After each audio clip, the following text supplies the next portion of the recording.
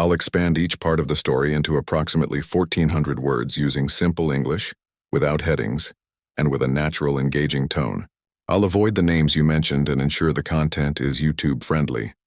The small town of Oak Ridge was full of secrets, and Eliza Morgan had always been the subject of the cruelest ones. People whispered as she walked by. They pointed and sometimes laughed behind their hands. At 22 years old, Eliza had grown used to it, but that didn't make it hurt any less. Eliza had always been bigger than the other girls in town. Obese was the word her stepmother Constance used, spitting it out like poison whenever she could. Constance had married Eliza's father, Richard, 5 years ago. Everyone in town knew she had done it for his money and the big house on Cherry Lane. Richard owned the largest car dealership in the county and had more money than most people in Oak Ridge could dream of. "You're an embarrassment," Constance told Eliza one Sunday afternoon as they returned from church. "Pastor Wilson's wife asked me again why you're not married yet." "Do you know how that makes me look?" Eliza stared out the car window, watching the familiar streets of Oak Ridge pass by. She had stopped crying at Constance's words years ago. They still stung, but she had built walls around her heart. "I don't care how it makes you look," Eliza said quietly, "and I don't want to get married just to make you happy." Constance's knuckles turned white on the steering wheel. "Well, that's too bad. I've arranged for you to meet Gregory Porter next weekend. His mother and I think you two would make a fine match." Eliza's stomach dropped. She knew Gregory Porter. Everyone in town did. He was handsome, sure, with his perfect hair and expensive clothes, but he was also known for his wandering eye and mean streak. Last year, he had dated Eliza's old school friend Beth for 3 months. Beth never talked about what happened between them, but Eliza had seen the bruises on her wrist. "I'm not marrying Gregory Porter," Eliza said, her voice stronger now. "I don't care what you say." The car screeched to a halt in their driveway. Constance turned to Eliza, her face red with anger. "You ungrateful little—" She stopped herself, a cold smile suddenly replacing her anger. "Fine, have it your way. But there will be consequences." Later that night, Eliza overheard Constance talking to her father in his study. The door was cracked open just enough for their voices to carry down the hallway. "She needs to learn responsibility, Richard. She sits around all day eating our food using our money. She's 22 years old. She helps around the house," her father said weakly. "And she's taking those online classes." Constance laughed. "Online classes in creative writing? That's not a real education. She needs to learn the value of hard work." Eliza pressed herself against the wall, her heart pounding. Her father had always been her defender, but his voice had grown softer over the years, worn down by Constance's constant criticism. "What do you suggest?" he asked. "My friend Linda knows a farmer outside of town, James Carter. He needs help on his farm and he's willing to take Eliza on for 6 months." "6 months?" Her father's voice rose. "That seems extreme." "It will be good for her," Constance insisted. "Hard physical labor might help with her weight problem, and she'll learn what life is like for people who actually have to work for a living." Eliza's eyes filled with tears. She wanted to burst into the room, to remind her father that she had applied for jobs in town, but no one would hire her. Constance's friends owned most of the businesses in Oak Ridge, and they had made sure Eliza remained unemployed. "I don't know, Constance." "It's settled then. I'll tell Linda to let James know Eliza will arrive next Monday." Eliza didn't wait to hear more. She hurried to her room, closed the door quietly, and sat on her bed trying to process what she'd just heard. A farm for 6 months? It sounded like something from an old novel, sending the disobedient daughter away to learn her lesson. The next morning, Constance announced the plan at breakfast as if it were a wonderful opportunity. "You'll be staying with Mr. Carter on his farm for a while," she said cheerfully. "Won't that be nice? Fresh air, exercise, learning how real people live." Eliza's father couldn't meet her eyes. He stared at his coffee cup, his shoulders slumped. "Don't I get a say in this?" Eliza asked. "No," Constance said simply. "You had your chance when you refused to meet Gregory. This is the alternative." For the next week, Eliza packed her belongings in a daze. She took her favorite books, comfortable clothes for farm work, and the photo album her mother had made before she died when Eliza was 12. The thought of her mother made her chest ache. If she were still alive, none of this would be happening. On Monday morning, Constance drove Eliza out of town. They passed through the familiar streets of Oak Ridge, then continued down country roads Eliza had rarely traveled. The houses grew farther apart, then disappeared altogether, replaced by fields and forests. Is it much farther? Eliza asked after they'd been driving for nearly an hour. Almost there, Constance said. She seemed almost giddy with excitement. Finally, they turned onto a dirt road. A wooden sign read Carter Farm in faded letters. Eliza's heart sank as they approached a modest farmhouse. It wasn't run down exactly, but it was simple. White clapboard with a porch that needed a fresh coat of paint. Behind it stood a red barn and a fenced area with chickens pecking at the ground. Beyond that, Eliza could see a small field with some crops growing. "This is it?" she asked. "It looks small," Constance smiled. "Not everyone has your father's money, Eliza. This is how normal people live." A man emerged from the barn as Constance parked the car. He looked to be about 30, with brown hair that needed a cut and a face tan from working outdoors.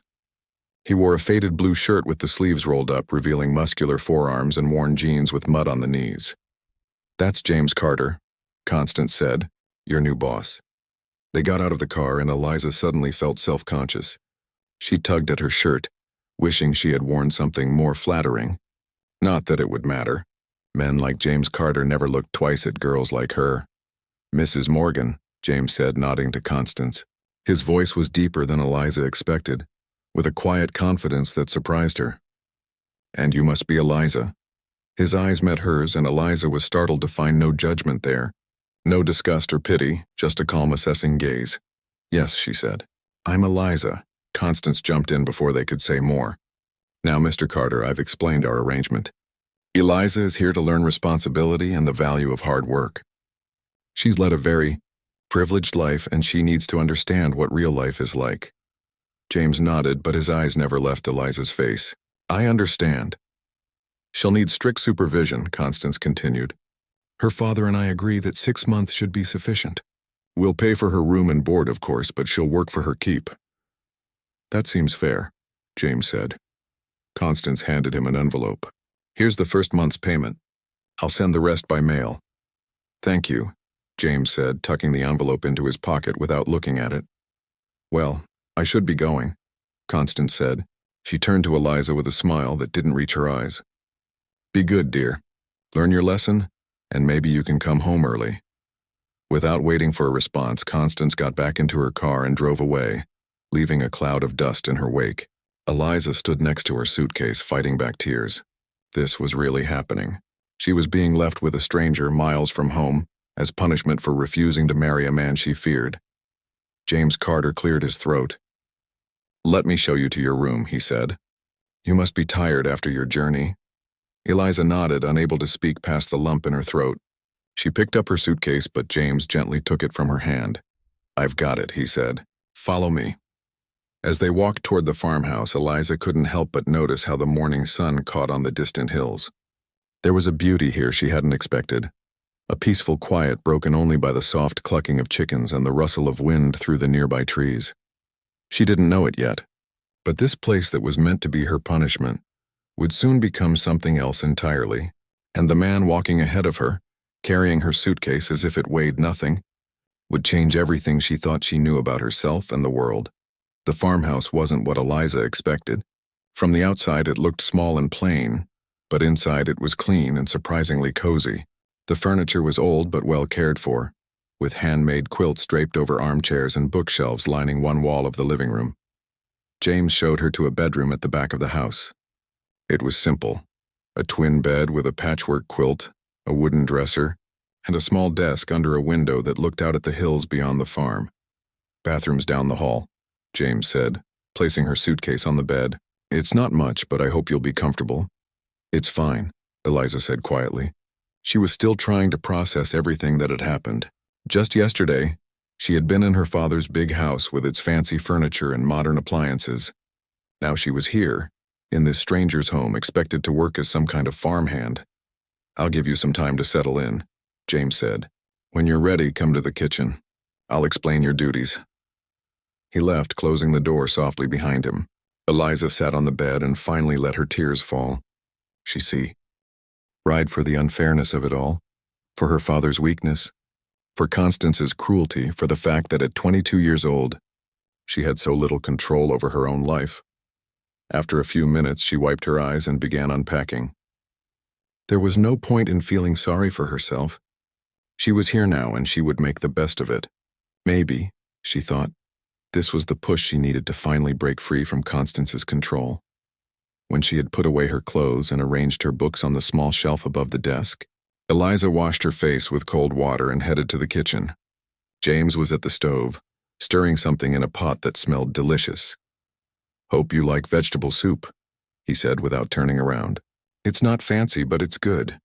"It smells wonderful," Eliza said honestly.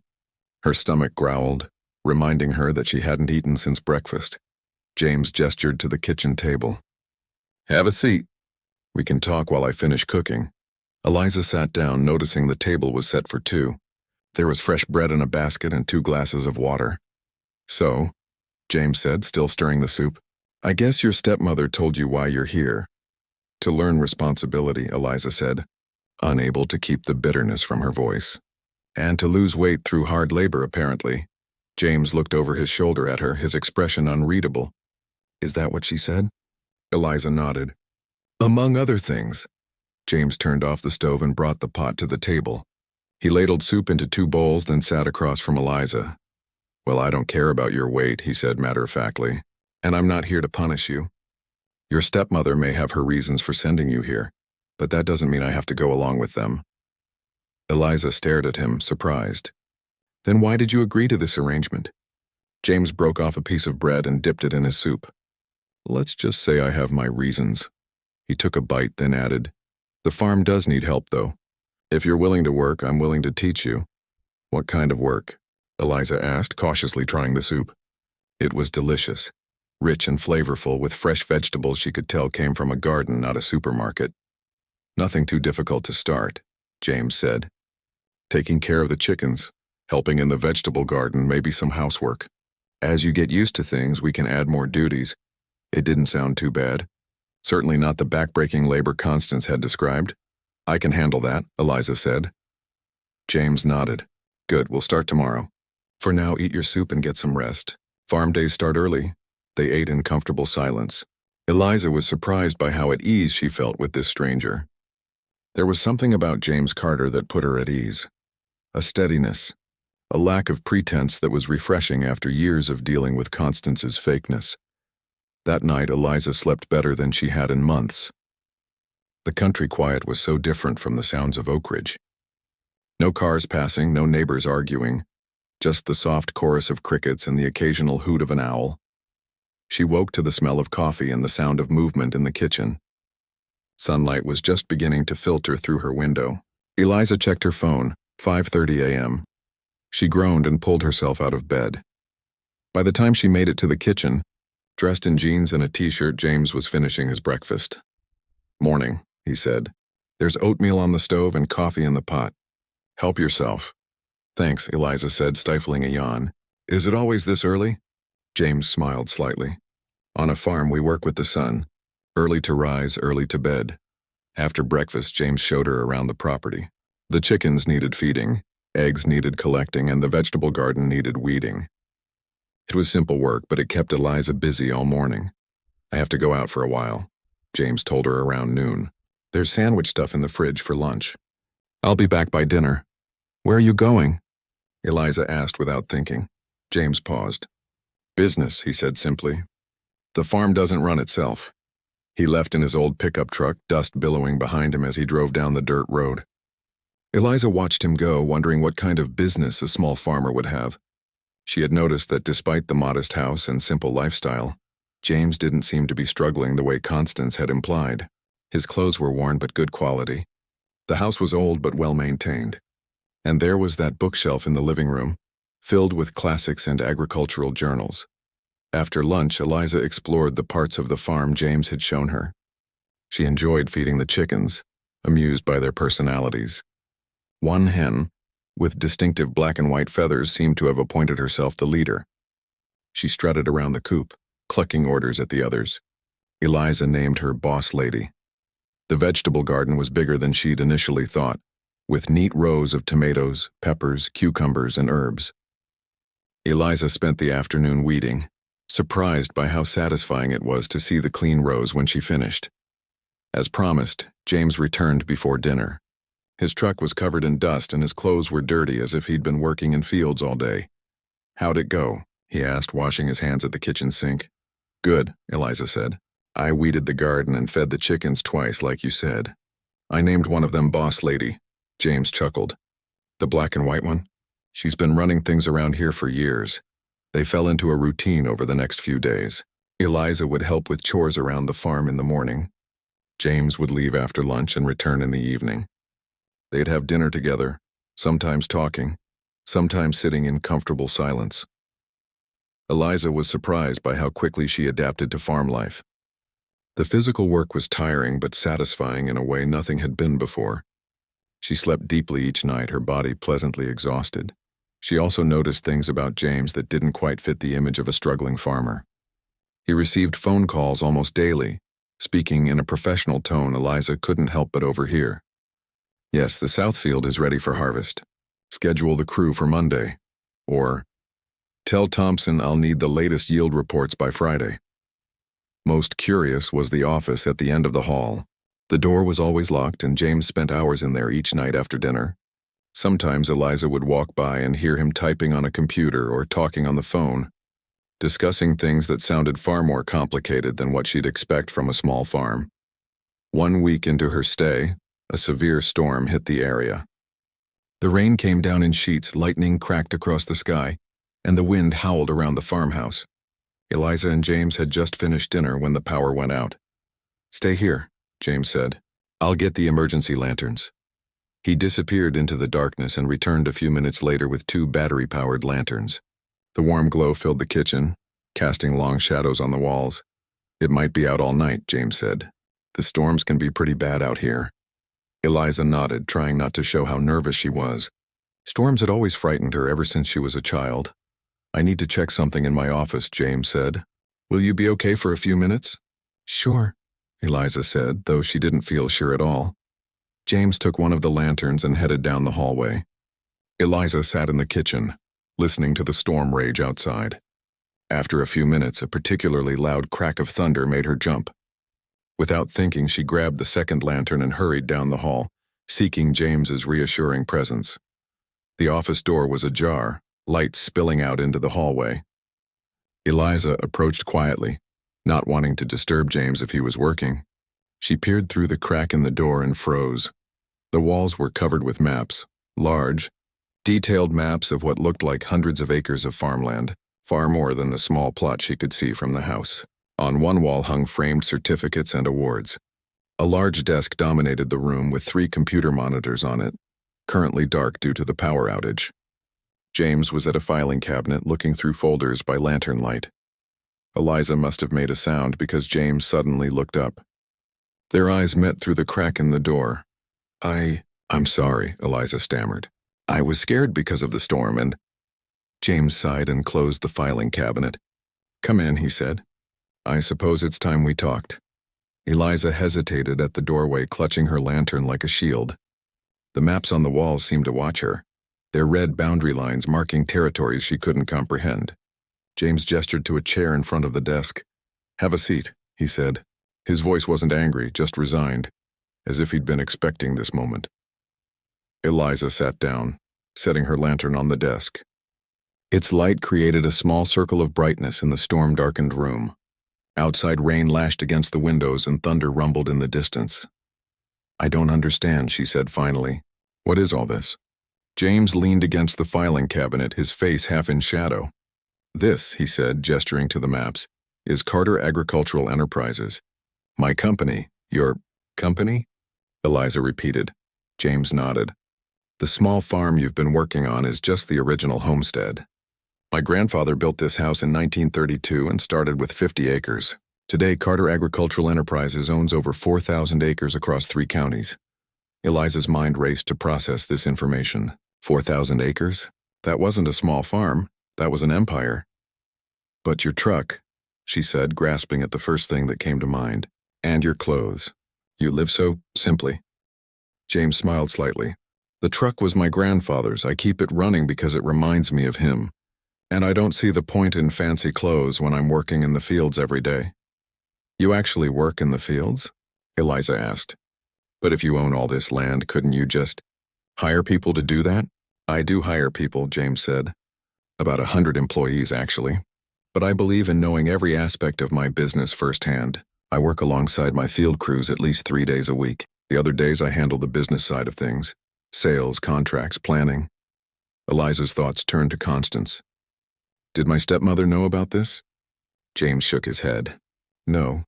Most people in town think I'm just a small-time farmer struggling to get by. I've never corrected them. I like my privacy. And it's easier to do business when people don't know how successful you are. So when Constance arranged for me to come here as punishment, I knew what she was doing, James said. Your stepmother has a reputation, Eliza. Everyone in the county knows how she treats you. Heat rose to Eliza's face. The idea that people had been talking about her, pitying her, was almost too much to bear. So you agreed to this? Why, out of pity? The thought made her stomach churn. No, James said firmly. Not pity. I agreed because I thought you deserved a break from that house, and because I needed help with the chickens in the garden. He smiled slightly. Boss lady has taken quite a shine to you. A flash of lightning illuminated the room, followed by a crash of thunder so loud it seemed to shake the house. Eliza jumped. Still afraid of storms? James asked, his voice gentler. You noticed? I notice a lot of things. James moved away from the filing cabinet and sat in the chair next to hers, rather than behind the desk. Like how quickly you've adapted to farm work.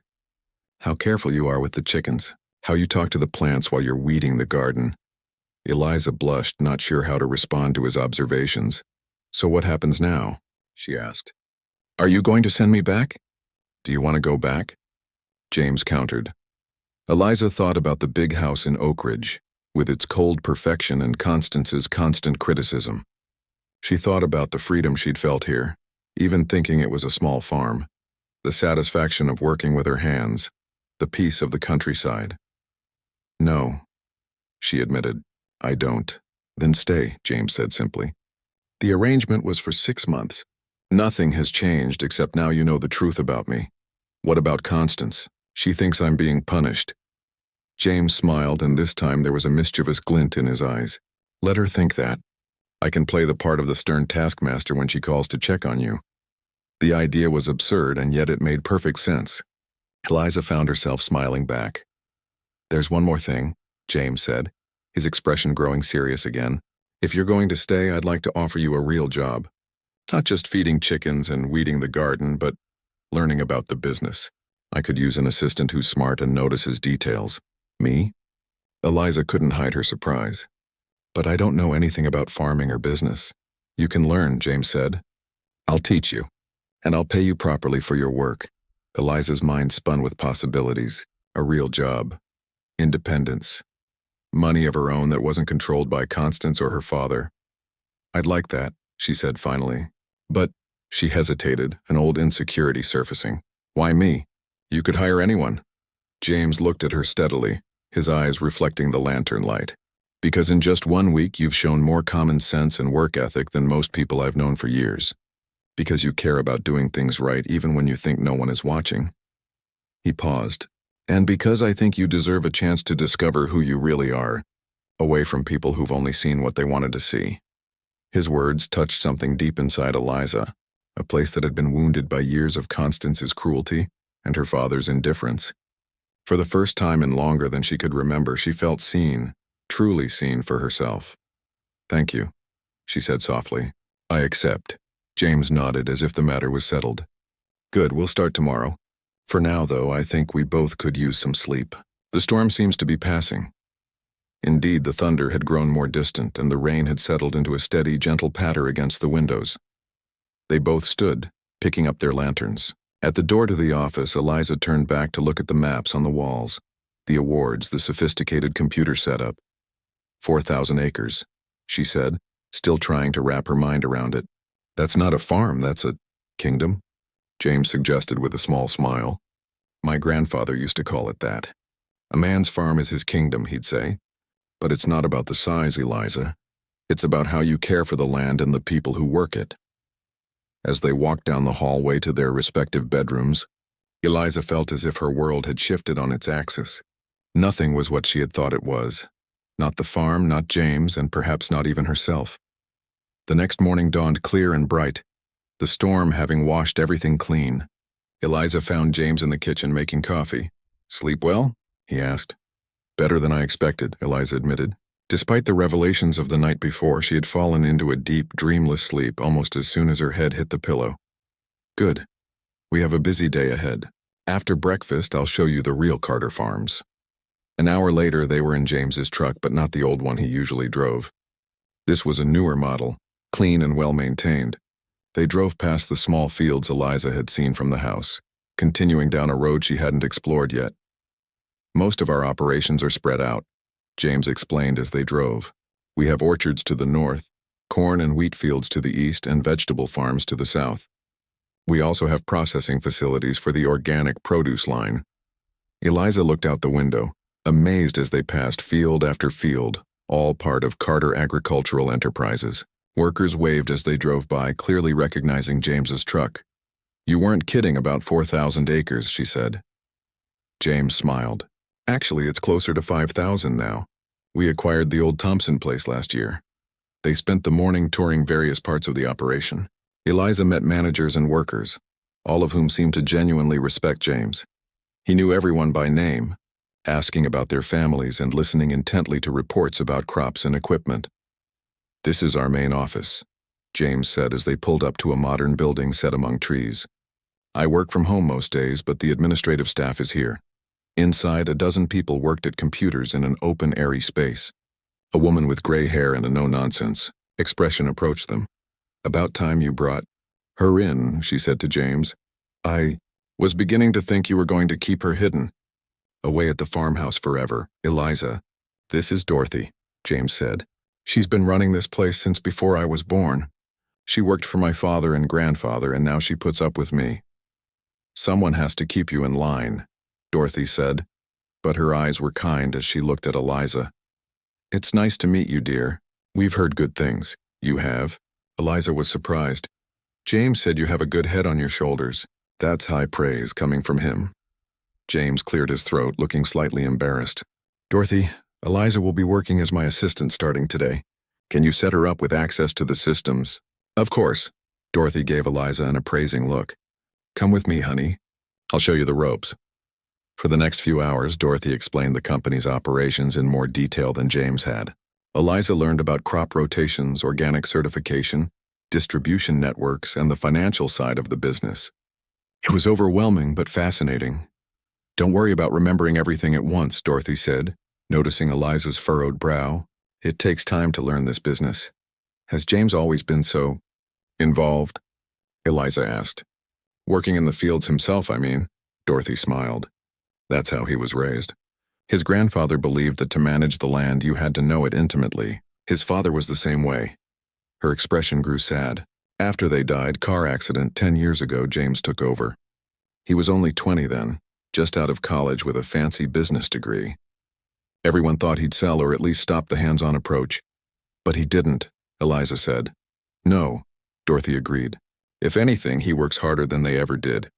Built the company up, expanded the organic line, improved conditions for the workers, but he never moved out of that old farmhouse, never bought himself anything fancy." She looked at Eliza curiously. "What did you think when you found out? About all this, I mean." Eliza considered the question. "I was shocked," she admitted. "But it also made sense in a way. There were things that didn't add up about him being a struggling farmer." Dorothy nodded. "James has always been a bit of a contradiction. Worth millions but drives an old truck. Could live in a mansion but stays in his grandfather's house. Smart enough to run this whole operation but humble enough to listen to an old lady like me." She patted Eliza's hand, and kind enough to help a young woman being mistreated by her stepmother. So Dorothy knew about that too. Eliza wondered how much James had told her. Was it that obvious? Eliza asked quietly. "Only to those paying attention," Dorothy said. "Now let's get back to business. These crop reports won't review themselves." By the end of the day, Eliza's head was spinning with new information. As they drove back to the farmhouse, she was quiet, processing everything she'd learned. "Too much?" James asked, glancing at her. "No," Eliza said. "Just different than I expected. When Constance sent me here, I thought it was the end of everything. But now it feels like a beginning. James nodded, his eyes on the road. Sometimes the worst things that happen to us turn out to be the best things in disguise. As the farmhouse came into view, Eliza felt a strange sense of coming home. Not to her father's house in Oak Ridge, but to this place that had been meant as her punishment and was becoming her sanctuary. That night, as they ate dinner at the kitchen table, Eliza realized she hadn't thought about Constance or her father all day. For the first time in years, she had been too busy, too engaged with her own life to dwell on theirs. It was, she decided, a very good feeling. The weeks passed in a blur of activity. Eliza fell into a new routine. Mornings spent learning the business side of Carter Agricultural Enterprises, afternoons working with James in different parts of the operation. She visited the orchards during apple harvest, learned how the organic certification process worked, and even spent time with the marketing team that handled the company's produce sales. At the farmhouse, her duties changed too. She still cared for the chickens, having grown attached to them, especially Boss Lady, but now she also helped James with paperwork in the evenings, both of them working at the kitchen table with laptops and stacks of reports. "Your organizational skills are impressive," James told her one night as she finished creating a new filing system for crop yield data. "Where did you learn that?" Eliza shrugged. "I've always been good at putting things in order. When I was little, I used to organize my mom's recipe books by type of dish, then by main ingredient." James smiled. "A born administrator. Is that a compliment or an insult?" Eliza asked, raising an eyebrow. "Definitely a compliment. Do you know how rare it is to find someone who can make sense of all this?" He gestured to the piles of papers. They worked well together, Eliza discovered. James had vision and an instinctive understanding of the land, while she brought attention to detail and a fresh perspective. When she suggested a new way to track inventory that would save time and reduce errors, James implemented it immediately, giving her full credit with the staff. "You should be proud," he said when Dorothy commented on how much smoother things were running. It was all Eliza's idea. The praise felt good, not just because it came from James, but because she had earned it. Her work had real value here. She wasn't just the fat girl Constance was trying to marry off or punish. She was Eliza Morgan, assistant to the owner of Carter Agricultural Enterprises, and she was good at her job. The physical work affected her too. She felt stronger, more energetic. Her body, always sturdy, became firm and capable. She didn't lose much weight. Her frame wasn't built for that. But she felt healthier than she ever had in Oak Ridge, where Constance's constant criticism had driven her to hide in her room with comfort food and books. 1 month into her stay, Constance called to check on her progress. James put the call on speakerphone in his office, motioning for Eliza to stay quiet. "She's working hard." "Mrs. Morgan," he said, his voice deliberately gruff. "Up at dawn, in bed by 9, busy all day?" "Excellent," Constance said, sounding delighted. "And has she lost any of that weight?" James's jaw tightened. "I don't keep track of such things. She's strong enough to do the work I assign, and that's all that matters to me." "Well, I hope you're being firm with her. No special treatment." "I treat her exactly as she deserves," James said.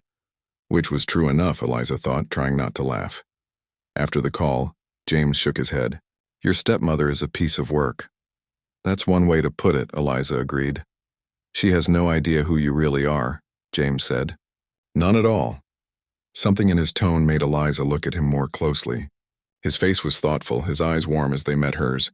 "And who am I really?" she asked softly. "Someone remarkable," James said simply. The words stayed with Eliza for days, warming her from the inside out. James thought she was remarkable. Not pretty or thin or well-behaved. The only compliments Constance ever considered worth giving, but remarkable. It was, she realized, exactly what she had always wanted to be. Her father called weekly, his voice growing stronger each time as if he were slowly finding his backbone again. He never mentioned Constance during these calls, and Eliza didn't ask. She told him about the farm, the simplified version, and her work there. He seemed genuinely interested, asking questions about the chickens and the vegetable garden. "You sound happy," he said during one call. "I am," Eliza realized, "happier than I've been in a long time." "That's good," her father said. "That's all I've ever wanted for you, you know, even if I haven't always shown it." It was the closest he'd come to an apology for letting Constance treat her so badly. Eliza found she couldn't hold on to her anger at him. He was weak, yes, but he loved her in his way. "I know, Dad," she said. "I love you too." As summer turned to early fall, the farm burst with activity. Harvest time meant long days and busy nights. Eliza worked alongside James and the other employees, helping wherever she was needed. She learned to drive a tractor, to check produce for quality, to negotiate with buyers who came to inspect the crops. "You're a natural," the sales manager told her after she helped secure a contract with a high-end restaurant chain.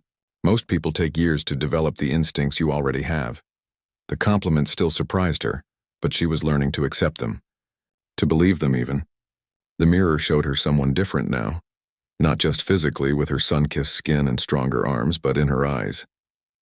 The uncertainty was fading, replaced by a quiet confidence. One cool September evening, James suggested they take a break from work. "There's something I want to show you," he said. They drove to a hill overlooking much of the Carter lands. The sun was setting, painting the fields and orchards in gold and amber. James spread a blanket on the ground and they sat side by side, watching the light change. "My grandfather used to bring me here," James said. "He called it the best view in the county." "He was right," Eliza said, taking in the vast patchwork of farmland below. "It's beautiful."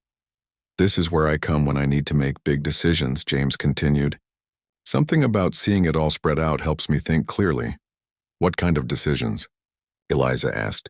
"Which fields to plant? When to expand? Who to trust with responsibility?" James turned to look at her. "I've been thinking about your future, Eliza." Her heart skipped a beat. "My future? You've been here 3 months. Your arrangement with your stepmother is for 6, but after that, what do you want?" It was a question Eliza had been avoiding. The thought of returning to Oak Ridge, to Constance's criticism and her father's passivity, filled her with dread. But what were her alternatives? "I don't know," she admitted. "I haven't thought about it." "I have a proposition for you," James said. "I'd like you to stay on permanently, as my full-time assistant with salary, benefits, the works. You could live in town if you wanted, or—" He hesitated. "Or you could stay at the farmhouse. It's big enough for both of us." Eliza stared at him, trying to process what he was offering. "A real job. A future independence. Why?" she asked. "Why me?" James looked out over the fields again, as if gathering his thoughts. "Before you came, I was just going through the motions. Running the business, working the land, but not really connecting with anyone. You changed that. You see things differently. You ask questions I never thought to ask. You make me look at my own business with fresh eyes." He turned to her again, his expression more open than she'd ever seen it. "And selfishly, I enjoy your company. The farmhouse feels like a home again with you in it." Eliza felt tears pricking her eyes. No one had ever valued her this way, for her mind, her perspective, her very presence. "I'd like that," she said. "To stay, I mean." James smiled, and Eliza was struck by how handsome he looked in the golden light. Not in a perfect magazine cover way, but in a real human way that made her heart beat faster. "Good," he said. "That settled then." But something else was stirring between them, something neither had put into words. Eliza felt it in the way their eyes held, in the comfortable silence that wrapped around them like a warm blanket. James seemed about to say something more when his phone rang. He checked it, frowning. "I have to take this. It's the Eastern Orchard manager." While he spoke on the phone, Eliza hugged her knees to her chest, watching the last light fade from the sky. Stars began to appear, brighter here away from town lights than she'd ever seen them. "Sorry about that," James said when he finished the call. "Equipment issue. Nothing serious. It's okay," Eliza said. "Being the boss means always being on call, right?" James chuckled. "Something like that." He looked up at the darkening sky. "When I was a kid, my grandfather taught me the constellations. He said farmers needed to know the stars because they've guided growing seasons since ancient times." "Can you show me?" Eliza asked. James moved closer, his shoulder touching hers as he pointed upward. "That's the Big Dipper, easy to spot. And if you follow those stars there, you can find the North Star." As he named the constellations, his voice low and warm beside her, Eliza felt a sense of belonging stronger than anything. Gee, she'd known before. Not because of where they were, but because of who she was becoming. Someone worthy of this moment. This life, this man's respect. Later, as they drove back to the farmhouse, Eliza thought about the turn her life had taken. 3 months ago, she had arrived here broken and defeated, sent away as punishment for defying Constance. Now she had a future opening before her, bright with possibility. The next morning, as Eliza fed the chickens, she heard a car approaching.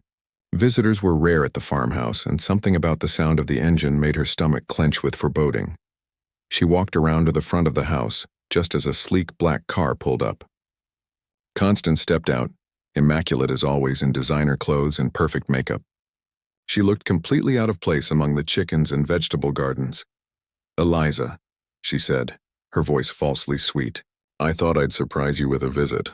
See how you're progressing?" "Constance," Eliza said, not bothering with the mom she'd been forced to use for years. "What a surprise." James emerged from the barn, alerted by the sound of the car.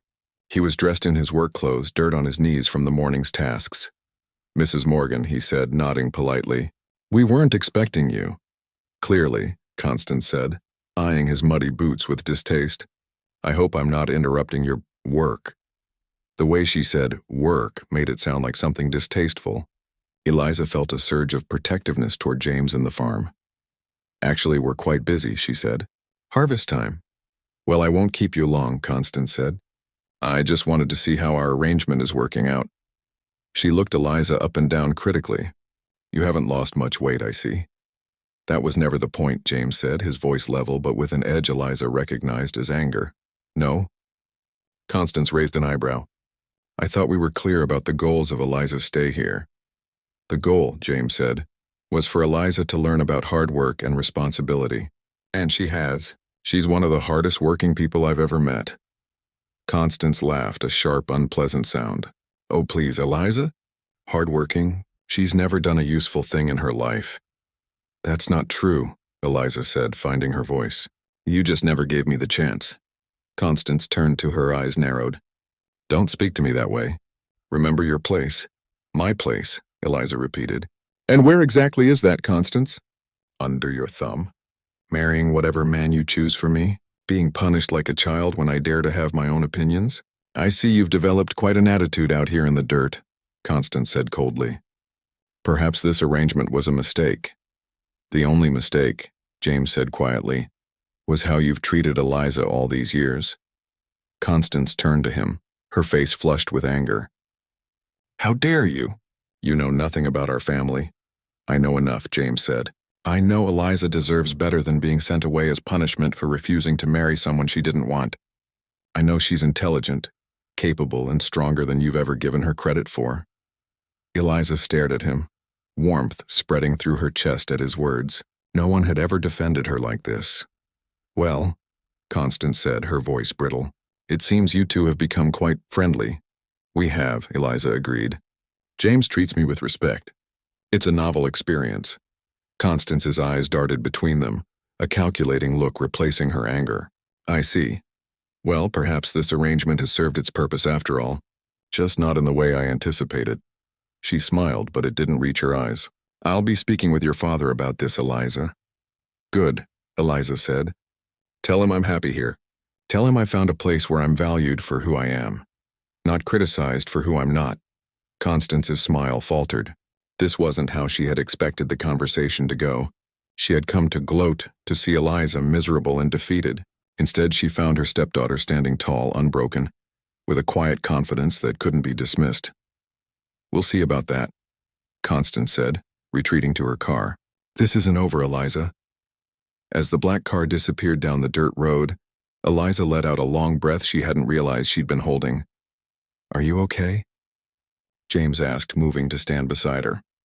Eliza turned to him, a smile breaking across her face. "Yes," she said. "For the first time in years, I think I really am." James reached out hesitantly and took her hand. His palm was warm against hers, calloused from work but gentle in its touch. "Good," he said. "Because I meant what I said. You deserve better than how she's treated you."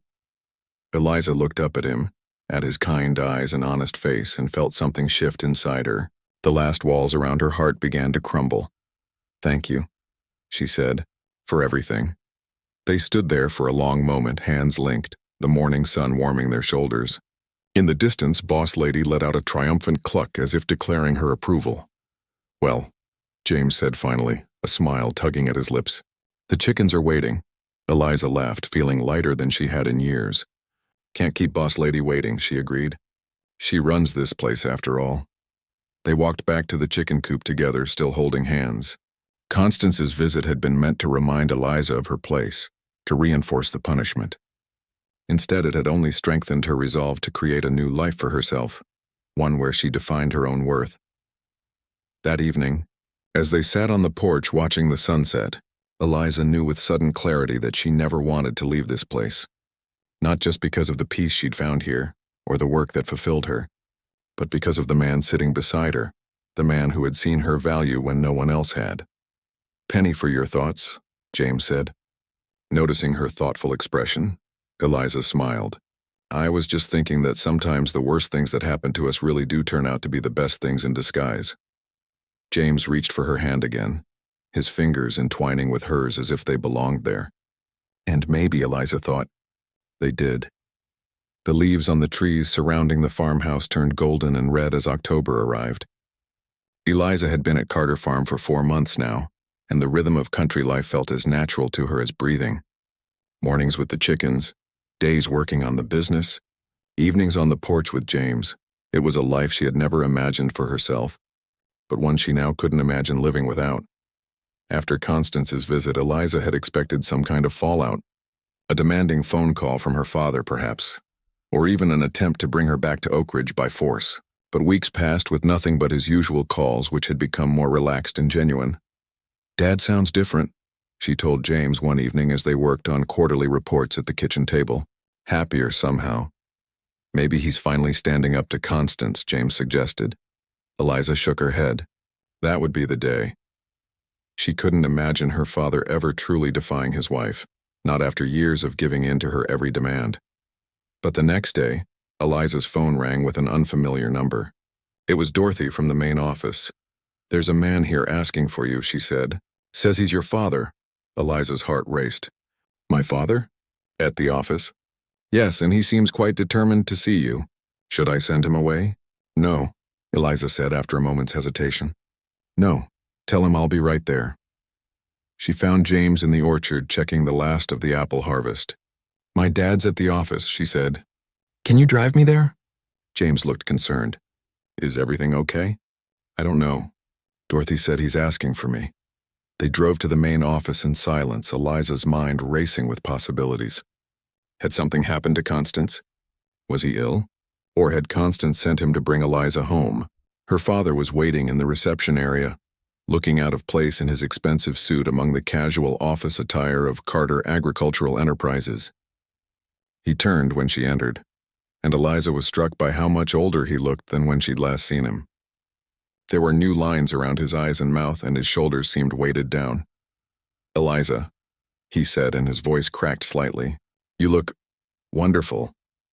"Dad," she replied, not sure whether to hug him or keep her distance. "What are you doing here?" "I needed to see you. To talk to you in person."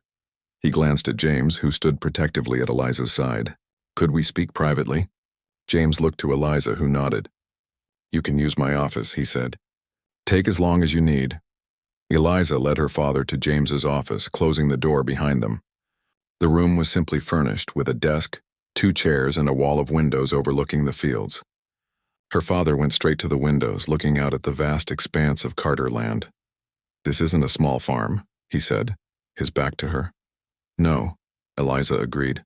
"It's not." Her father turned to face her. "Constance said you were being punished, that you were learning how the other half lives, doing menial labor for a poor farmer. And you believed her?" "I didn't ask questions," he admitted. "That's been my problem for a long time. Not asking questions, not standing up for what matters." He sighed heavily. "For who matters?" Eliza sat down in one of the chairs, unsure where this conversation was leading. "Why are you here, Dad?" Her father joined her, sitting in the chair opposite. "I've left Constance," he said simply. "We're getting divorced." The words hung in the air between them. Eliza stared at her father, trying to process what he was saying. "You left her? But why now?" "Because of you," he said. "After Constance visited you here, she came home ranting about how you'd changed, how you were defying her, how that dirty farmer was filling your head with ideas." He smiled slightly. "She was furious, but all I could think was how proud I was of you for standing up to her." "You were?" "Yes, and ashamed of myself for never doing the same." He reached across and took her hand. I started looking into things after that. Our accounts, Constance's spending. She's been systematically draining the business for years, Eliza. Setting up secret accounts, diverting funds. The dealership is nearly bankrupt, Eliza gasped. Dad, I'm so sorry, he shook his head. Don't be. It was a wake-up call I needed. I confronted her and she didn't even deny it. Just laughed and said I was too weak to stop her. His face hardened. That's when I knew it was over. I packed a bag, called my lawyer, and filed for divorce that same day. Where are you staying? Eliza asked, concerned about her father being alone after such a major life change. With your Uncle Tom for now. I'll find a place of my own soon. He squeezed her hand. But I didn't come here to talk about me, Eliza. I came to apologize. For letting Constance treat you so badly all these years. For not being the father you deserved. Tears welled in Eliza's eyes. This was the apology she had waited years to hear. The acknowledgement of all the hurt she had endured. I never wanted to admit how wrong it was. Her father continued. It was easier to look the other way, to pretend everything was fine. But when she sent you here, when she talked about punishing you just for having your own mind, and he shook his head, I knew then that I'd failed you completely. You didn't fail me, Eliza said softly. You were there in your way. And sending me here, she smiled through her tears. It turned out to be the best thing that could have happened to me. Her father looked around the office again, taking in the awards on the walls, the sophisticated computer setup. So I see. This James Carter isn't exactly the struggling farmer Constance described, is he? No, Eliza said. He owns one of the largest agricultural operations in the state, but he's also kind and honest and hardworking. He gave me a chance when I needed one most. And more than a chance from what I can see, her father said shrewdly. There's something between you two, isn't there? Eliza blushed. It's complicated, her father nodded. The best things usually are. He paused. I came here to bring you home, Eliza, to make things right. But I can see now that maybe this is where you belong. I've found something here, Dad, purpose, respect. I'm good at what I do and people value my contribution. She hesitated. And yes, there's James too. Does he make you happy? Her father asked. Yes, Eliza said without hesitation. Happier than I've ever been. Then that's all I need to know. He stood up. I won't ask you to come back to Oak Ridge, but I do hope you'll keep in touch. Maybe even visit sometimes. I'd like to get to know my daughter again. Eliza rose and hugged her father tightly. I'd like that too, Dad. When they emerged from the office, James was waiting nearby talking with Dorothy but clearly keeping an eye on the door. He straightened when he saw them, a question in his eyes. James, Eliza said, this is my father, Richard Morgan. Dad, this is James Carter. The two men shook hands, sizing each other up. I've heard a lot about you, Mr. Carter, her father said. Not all of it accurate, it seems. James smiled slightly. I imagine not. My daughter speaks very highly of you. The feeling is mutual, James said. Eliza has become invaluable here. I don't know how we managed before she arrived. Her father nodded as if confirming something to himself. I wonder if I might have a word with you, Mr. Carter. Privately. James glanced at Eliza, who nodded encouragingly. Of course. We can use the conference room. As the two most important men in her life disappeared behind the conference room door, Eliza felt a strange mix of anxiety and hope. What were they discussing? Her future? Her relationship with James? The divorce? Dorothy appeared at her side, offering a cup of coffee. They'll be fine, she said.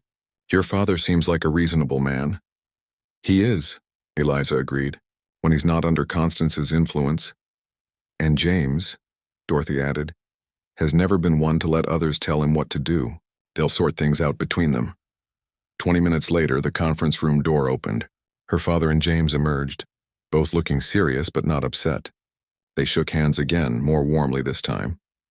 I should be going, her father said, turning to Eliza. I have a meeting with my lawyer this afternoon. About the divorce? She asked. And the business. I'm going to try to save the dealership if I can. Start fresh, he hugged her. I'll call you soon. After he left, Eliza turned to James. What did you talk about? James hesitated. Your father wanted to know my intentions. Your intentions? Eliza repeated, her heart skipping a beat. Toward you. Toward the future. James took her hand. It seems Constance told him quite a story about us. What kind of story? That I was taking advantage of you. Using you for free labor while filling your head with ideas about independence. His lips quirked in a half-smile. Apparently, I'm a very corrupting influence. The worst, Eliza agreed, smiling back. So what did you tell him? About your intentions? James's expression grew serious. I told him the truth. That you came here under false pretenses but found your own path. That you've earned the respect of everyone at Carter Enterprises through your own merit. That I've offered you a permanent position here because you're brilliant at the work. And? Eliza prompted, sensing there was more. And that I've fallen in love with you, James said simply. But that I would never pressure you or rush you. That whatever happens between us will be your choice in your time. Eliza's breath caught. They had been growing closer over the past months, their relationship deepening from employer and employee to friends and perhaps something more. But neither had put their feelings into words until now. What did he say? She asked, her voice barely above a whisper. He said he could see how happy you are here, how confident and strong you've become, and that all he's ever wanted was for you to be happy. Eliza felt tears pricking her eyes again. After so many years of Constance's coldness, her father's quiet endorsement meant more than she could express. And what about my choice? She asked, looking up at James. Did you tell him what that might be? James shook his head. I couldn't, because you haven't told me yet. Eliza thought about the past 4 months, about the girl who had arrived at Carter Farm, broken and defeated, sent away as punishment. About the woman she had become, confident, capable, valued. About the man standing before her who had seen her worth when she couldn't see it herself. I love you too, she said, the words coming easily, naturally. I think maybe I have for a while now. James's face lit up with a smile more brilliant than any she'd seen from him before. He pulled her close, his arms strong and sure around her. I was hoping you'd say that, he murmured, his lips close to her ear. 2 months later, on a crisp December day, Eliza officially completed her 6-month punishment at Carter Farm. She celebrated by moving her few remaining belongings from her old bedroom at her father's house to the farmhouse that had become her home. Her father helped with the move, carrying boxes from his car to the porch where James waited. The two men had developed an unlikely friendship, with Richard often seeking James's advice as he rebuilt his business from the ashes Constance had left. That's the last of it, Richard said, setting down a box of books. Not much to show for 22 years. It's enough, Eliza said. All the important things came with me in the first suitcase. That evening, after her father had gone, James and Eliza sat on the porch, bundled in warm blankets against the winter chill. The stars shone brilliantly overhead, and the lights of the distant fields winked like fallen stars on the earth. I have something for you, James said, pulling an envelope from his pocket. A kind of graduation present. Eliza took the envelope curiously. Inside was a business card. Eliza Morgan, Operations Director, Carter Agricultural Enterprises. She read aloud. James, is this a promotion, he said. You've more than earned it. Dorothy's retiring next year, and we need someone to take over the main operations. Someone who understands every aspect of the business, who has fresh ideas and the determination to implement them. Me? Eliza still couldn't quite believe it. You want me to be Operations Director? I can't think of anyone better for the job, James said. Unless, of course, you'd rather be a farmer's wife. Eliza's heart stuttered. What? James smiled. That came out wrong. What I meant was, he took a deep breath. Eliza Morgan, I love you. These past 6 months have shown me what was missing in my life. I don't want to run this company without you by my side, professionally and personally. So yes, I'm offering you a job, but I'm also asking if someday when you're ready, you might consider becoming my wife as well. Eliza looked at him in the porch light. This man who had changed her life in ways neither of them could have imagined when she first arrived. Why choose? She said. I can be Operations D, Director and a farmer's wife. After all, this is the 21st century. James laughed, pulling her close. Is that a yes? To both questions, Eliza said, leaning into his embrace. But let's keep the engagement between us for now. I think my father has had enough shocks for 1 year. 6 months after that, on a perfect spring day with apple blossoms scenting the air, they were married in the garden behind the farmhouse. Richard walked his daughter down the aisle, his face proud and his step sure. Dorothy served as Eliza's matron of honor, and Boss Lady, the chicken who had started it all, was given a place of honor near the ceremony, strutting around in a special enclosure decorated with flowers. Eliza wore a simple dress that flattered her curves rather than hiding them, no longer ashamed of her body but proud of its strength and the work it could do. James looked at her as if she were the most beautiful woman in the world, and in that moment, she felt like she was. As they exchanged vows under an arch of apple blossoms, Eliza thought about the journey that had brought her here. The cruel words, the punishment that wasn't a punishment at all, the discovery of James's true worth and her own. At the reception, held in the fields where workers and friends gathered to celebrate, Eliza's father raised a toast. "To my daughter and her husband," he said, his voice strong and clear. "May your life together be as bountiful as these fields, as solid as this land, and as true as the love that brought you together." Later, as the sun set and lanterns lit the reception area with a warm glow, James led Eliza away from the crowd to the hilltop, where they had first acknowledged their feelings for each other. The view was different now, with spring green spreading across the fields, but the sense of possibility remained the same. "Happy?" James asked, his arms around her waist. "More than I ever thought possible," Eliza replied. "You know, when Constance sent me here, she thought she was punishing me, sending the fat girl to work on a poor farm, to learn her lesson through hard labor and humiliation. Her mistake," James said, kissing Eliza's temple. "The biggest mistake of her life," Eliza agreed. "She gave me exactly what I needed, a chance to find out who I really am, a chance to meet you." From below, they could hear the sounds of the reception continuing. Music, laughter, the celebration of a community that had become Eliza's own. The punishment that was meant to break her had instead led her to her strength, her purpose, and a man who valued her exactly as she was. "What do you think Constance would say if she could see us now?"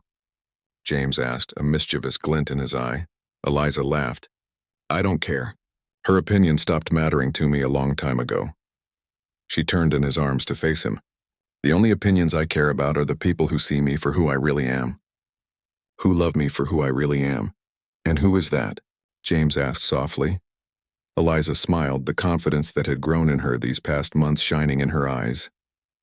"I'm Eliza Carter," she said, "Operations Director of Carter Agricultural Enterprises, Chicken Whisperer, and wife to the most wonderful man in the county."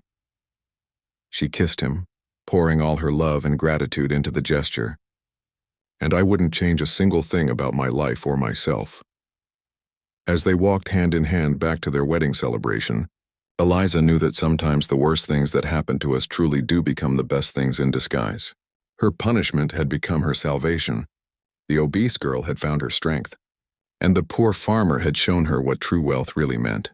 Not acres of land or numbers in a bank account, but a life built on respect, purpose, and love.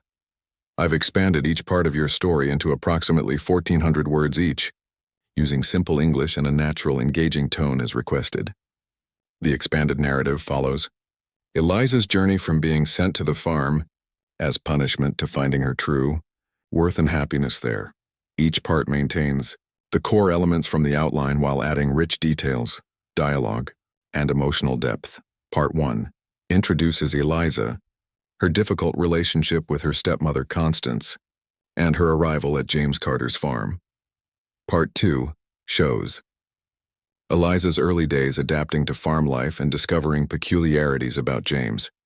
Part 3 reveals the truth about James's wealth and agricultural empire, changing their relationship.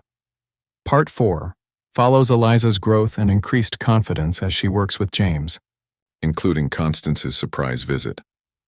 Part 5 brings everything full circle with her father's visit, James's declaration of love, and their eventual marriage. The story avoids the specific names you mentioned and doesn't include any content that would violate YouTube policies. I've kept the language accessible and maintained a human-centered narrative throughout, focusing on character development and emotional authenticity. Would you like me to make any adjustments to any of the parts?